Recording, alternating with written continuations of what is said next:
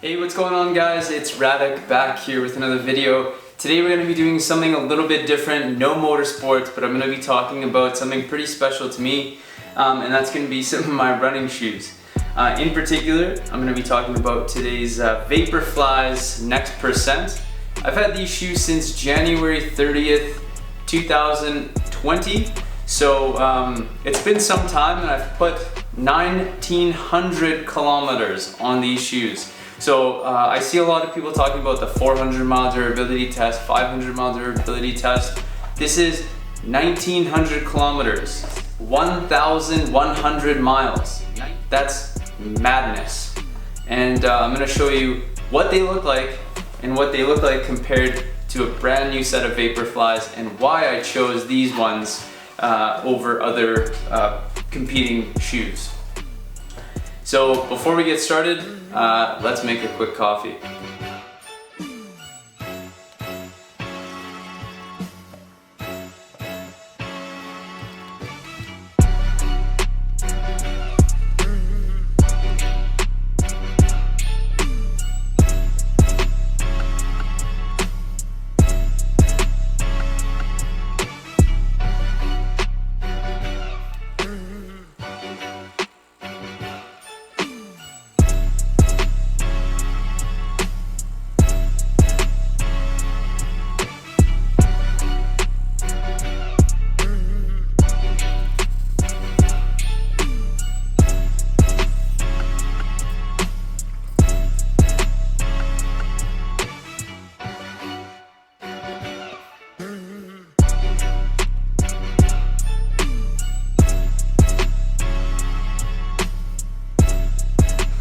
Alright, now that we're ready, we've got our coffee in hand, we can talk about the shoes. So I got these shoes back in January, late January 2020, and basically what I do with these shoes, I run every single day. So I put these shoes through the paces, and I've ran on treadmills with them, I've ran outdoors with them on tarmac or asphalt, all the way to kind of like gravel roads, things like that. So I've kind of banged these up quite a bit, and when I first got them, and the reason why I got them was I don't know, I like sneakers and I kind of like controversial shoes or statement pieces, so this particular shoe was definitely up there on the radar for a controversial shoe. When it first came out, it was a shoe that was you know, looked at as being possibly banned from the Olympics. Ton of world records were set in these shoes.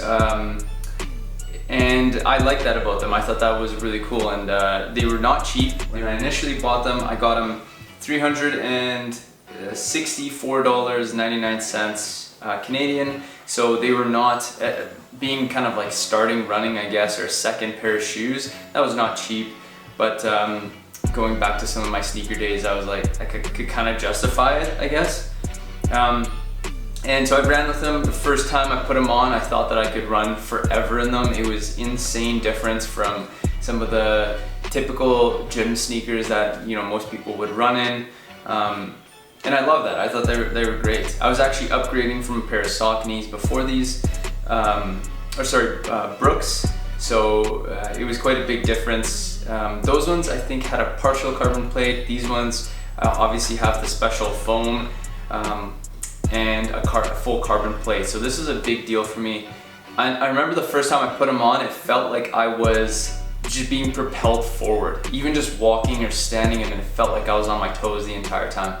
So I thought that was kind of a cool thing, and I would, you know, I told my parents and friends and family and all that kind of stuff, I said, you got to put these on and just get a sense of what it's like, because it felt like you were on springs.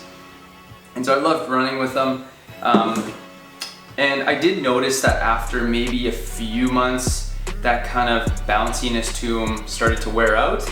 But I still kind of trucked along with them. They're super light, and I'm incredibly impressed with this Flyknit Upper, which has not torn on me whatsoever. The decals are kind of peeling off a little bit, but for considering this has been 1,100 miles or almost 2,000 kilometers in this shoe, it's held up pretty well. I know I'm going to get a lot of hate in the comments, you should only wear shoes for 200 miles or 400 kilometers or whatever. I don't care. I had no injuries in these shoes, absolutely none, which is amazing considering I run every single day, and considering that I wore them through to the carbon plate and to the insole. And obviously when this started happening, I kind of had to buy new shoes. But up until that point, they were fine. Like I never really cared to buy new shoes. One, they were kind of expensive, but two, just because they were kind of part of my feet almost now. As far as the vertical height, they've lost a bit of height, that's for sure, comparing side by side, especially through the midfoot. I think that's the most notable. I'm more of a forefoot runner, so it makes sense why the front part of the shoe has kind of worn out. But I decided to go back into a pair of Vaporflies, and that's why I picked these ones up. And these are a little bit of a different top. They're a mesh top, they're not a Flyknit, and they look woven. I actually took the white laces out of these ones because I didn't like how they pulled through, and I tightened them and I replaced them with my pink ones from my original Vaporflies. Like interestingly enough, even though this is apparently the same shoe, I didn't get that same kind of sensation of bounciness in this one. And I've ran something like 50 or 60K in these ones already.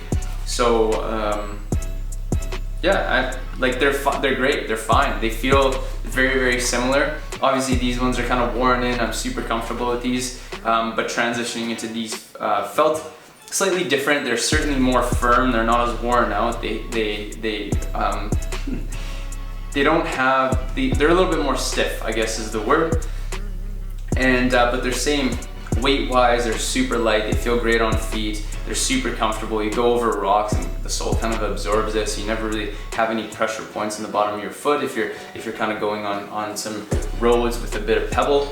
Other than that, they've been great so far, and I'm looking forward to seeing how the tops on this wear compared to the Flyknit. But I'm blown away because I see a lot of, maybe I'm not hardcore enough, I don't know, but I'm shocked. My Brooks had a quarter of the mileage and the tops were tearing. They were a fabric top. The soles were kind of wearing away probably equally as much as these ones, but these seem to have outlasted my Brooks, and I'm stoked about that. So that's why I ended up buying another pair of the same shoes. So I don't know if the story is going to be the same with these ones. They have a little bit of a different upper, but so far I absolutely love them. I couldn't recommend these shoes enough. They're a bit of an investment, and if people tell you they're only good for one marathon, or if they're only good for 200 kilometers, just link them to this video. So I'm going to show you guys a couple close-ups of the shoes so you can get a sense of what 2,000 kilometers looks like on a Vaporfly. The infamously fatigable shoe with poor durability that falls apart on you. Wrong. I'm going to show you guys what it looks like after 2,000 kilometers. Get yourself a pair, try them out. They're going to be, even if you just run 200, 300, 400 kilometers in them, 100% you guys are going to love them. And yeah, so I'll show that now. And remember, don't forget to like and subscribe the video, share it with your friends. If you have a running streak, link it below. If you have a fun or interesting kind of running story or why you run, I want to hear it in the comments, because it's always cool to connect within the community about that kind of stuff. So yeah, see you in the comments below, and see you in the next video. Cheers. And just remember, stay caffeinated.